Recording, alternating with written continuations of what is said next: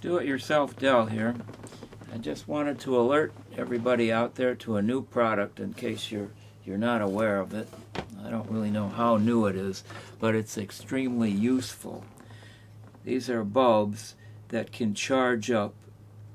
In this case, you just plug them into a receptacle. In the event of a power outage, you can get it to work by your two fingers, or there's a plug-in that comes with it. And you say, so what? Well, in my case, I've had a few power outages this year, and everything goes.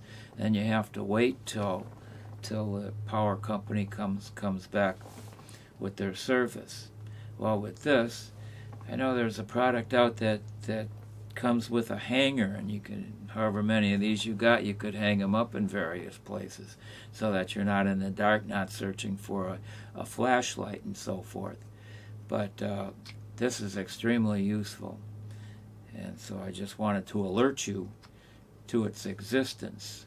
You might want to share this idea with your friends, and if you've ever had a power outage, you might want to comment about it on this subject.